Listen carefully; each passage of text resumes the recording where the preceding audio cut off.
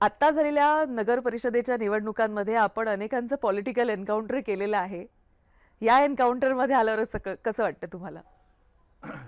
तसं मी एन्काउंटर म्हणून बघत नाही त्या विषयाकडे. परिस्थिती जी समोर आली, परिस्थिती तशी हँडल करावी लागते. ती राजकारणात असू दे किंवा जीवनात असू दे. आणि त्या त्या वेळेला जे करावं लागलं ते करावं लागलं. आणि त्याच्यामध्ये सर्वांच्या सहकार्याने यश मिळालं. अपयशी मिळू शकत होतं, पण लोक कन्विन्स झाली की ही बाजू बरोबर आहे.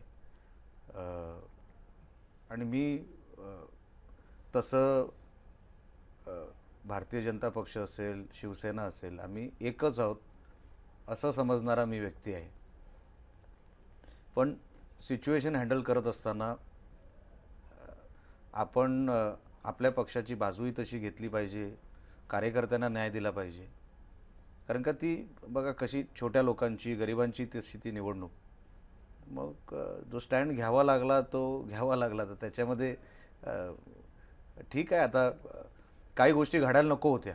पण ठीक आहे आता आता काय करू शकतो. आता अनेक गोष्टी झालेल्या आहेत. त्यानंतर मी चव्हाण साहेबांना भेटलो, सगळ्या गोष्टी बोललो.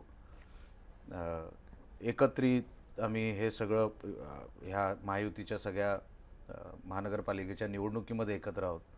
जिल्हा परिषद निवडणुकाही आम्ही एकत्र लढणार आहोत. म्हणून आता वातावरण तसं बिघडलं नव्हतं. सिच्युएशन होती आणि ती झाल्यानंतर आपण कुटुंब आहोत ही भावनाही महत्त्वाची होती. ती विसरता कामा नये. आणि म्हणून आज सगळं ओके आहे. आम्ही एकत्रित काम करतोय.